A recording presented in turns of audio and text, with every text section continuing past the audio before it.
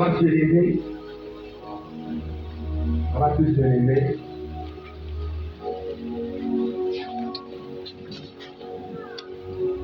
On va lire la parole de Dieu. Dans Jean 11, le verset 17 à 40. Jean 11, le verset 17 à 40. Jean 11, le verset 17 à 40. J'ai lu la parole de Dieu avec l'esprit de considération.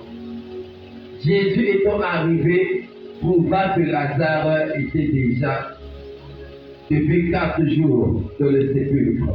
Et comme Béthanie était près de Jérusalem, à 15 stades environ, beaucoup de Juifs étaient venus vers Marthe et Marie pour les consoler de la mort de leur frère. Lorsque Marthe apprit que Jésus arrivait, elle alla au-devant de lui, tandis que Marie se tenait assise à la maison. Marthe dit à Jésus, « Seigneur, si tu avais été ici, mon frère ne serait pas mort. Mais maintenant, je sais que tout ce que tu demanderas à Dieu, Dieu te l'accorderait. » Jésus lui dit, « Ton frère ressuscitera. » Je sais, lui répondit Marthe, qu'il ressuscitera à la résurrection au dernier jour.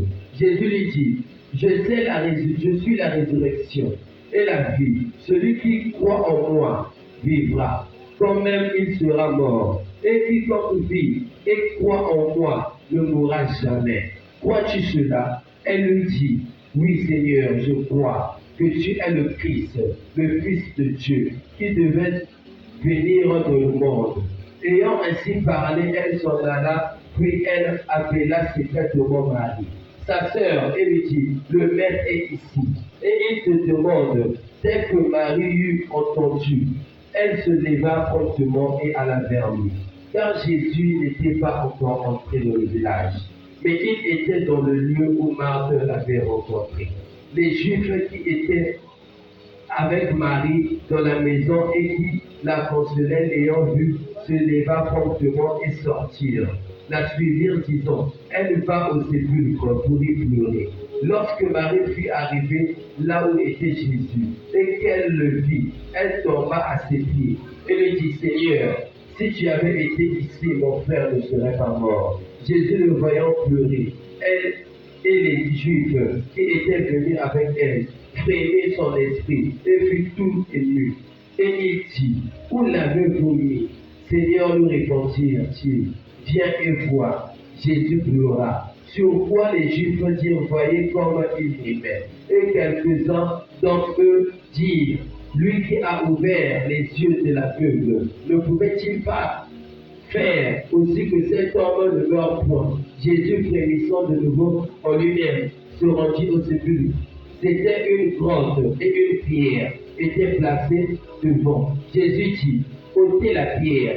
Marthe, la sœur du mort, lui dit, Seigneur, ils sont déjà, car il y a 4 jours qu'il est là. Jésus lui dit, ne t'ai-je pas dit que si tu crois, tu verras la gloire de Dieu. Il ôtait encore la pierre et Jésus leva les yeux en haut et dit, Père, je te rends grâce de ce que tu m'écoutes toujours. Amen. On va prier. Père éternel, toi le Dieu tout-puissant, le Dieu qui ne voit pas, Père éternel, tu ne vois pas. De la manière que tu as permis que je m'élève au haut de la chair, Père éternel. Je vais m'élever opposé contre tout esprit qui ne sont pas ton nom, Père éternel. Les esprits de contrôle, Père éternel, soient neutralisés, le poursuite, Père éternel. Aucun esprit de race sont sévés si ce n'est pas ton esprit, Père éternel. Je ramène les pensées de tout un chacun captif à l'obéissance de ta parole, Père éternel. Saint-Esprit, prends le contrôle de ce moment. Agis puissamment, Père éternel. Merci, Seigneur, pour ta lumière. Merci pour ta grâce. Sois élevé, sois béni. Au nom de Jésus-Christ. Amen.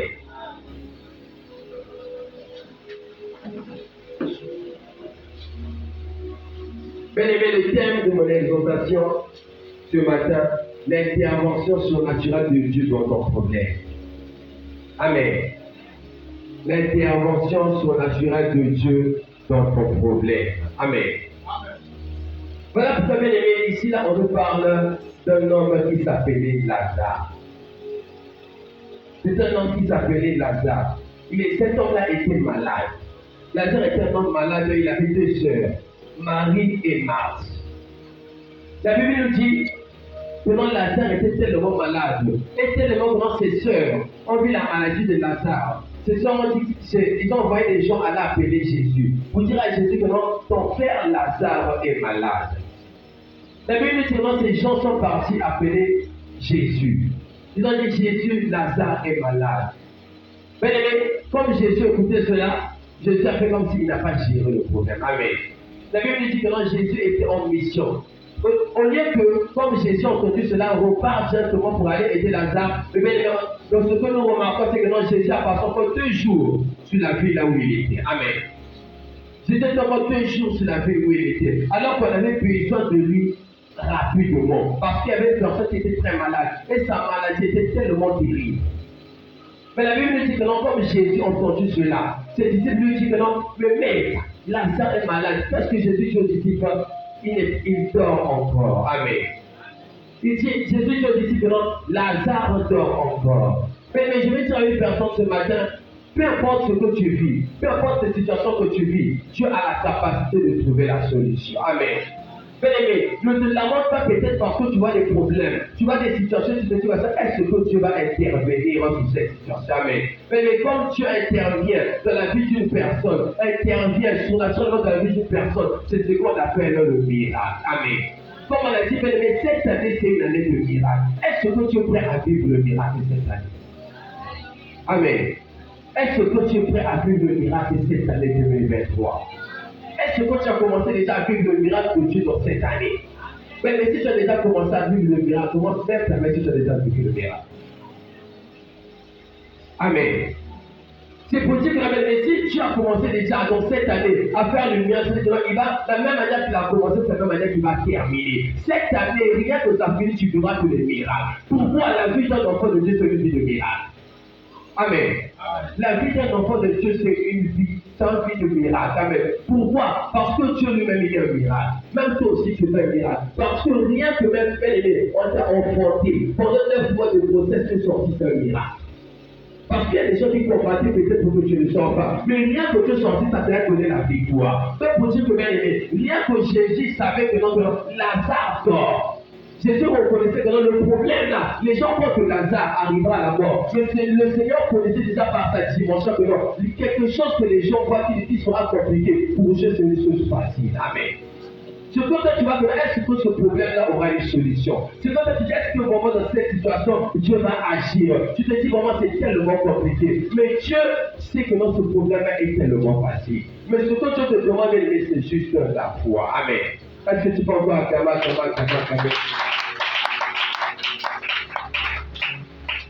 Mais il y a des choses de foi qui t'arrivent dans la vie. La Bible dit que dans Lazare, quand Jésus a entendu cela, Jésus passé 2 jours. Et la Bible dit que non, Marie et Marthe, ils étaient là à attendre le Seigneur. Mais malgré cela, Lazare est mort. Amen. Lazare est mort, la Bible dit que non, Jésus arriva. Quand Jésus arriva, il y avait déjà des gens qui étaient en train de pleurer. Les gens étaient en train de pleurer en disant déjà que Lazare est mort. Marie était là, les gens en train de pleurer parce que Lazare était mort. Mais une chose que j'ai vue en Jésus, c'est qu'il n'était pas paniqué. Amen. Jésus avait la maîtrise de soi. Amen. Si vous savez, mais comme les problèmes arrivent, ne sois pas paniqué. Quand tu veux des choses, ne sois pas paniqué, reste calme. Parce que mais quand tu es paniqué, tu risques de faire quelque chose de pas bon. Mais quand tu laisses, tu restes calme, le Saint-Esprit maintenant te conduit. Amen. Jésus est arrivé. Jésus n'a pas suivi les gens qui pleuraient. Jésus n'a pas suivi les gens qui étaient en train de se lamenter. Mais Jésus est resté calme. Mais la Bible dit que quand Jésus pleura, pourquoi Jésus a pleuré? Parce qu'il avait ressenti une douleur. Pourquoi? Parce que lui ici c'est un homme. Amen. Parce que Jésus est 100% Dieu et 100% homme. Amen. Est-ce que tu peux voir Amen? C'est pour cela, bien aimé, cette année c'est une année de miracle. Le miracle, c'est l'intervention de Dieu dans ton problème. L'intervention de Dieu dans la vie de l'homme. Amen. C'est donc comme Dieu intervient sur ta situation et que tu vas l'exaucement, c'est ça un miracle. Comme Dieu intervient et vient t'aider dans cette situation et t'ouvre le port, c'est ça le miracle. Mais les questions que ce matin, que tu reçois ton miracle comme Lazare a reçu son miracle. Mais pour cela, tu dois être une personne qui a la foi. Amen. Une personne qui croit que non.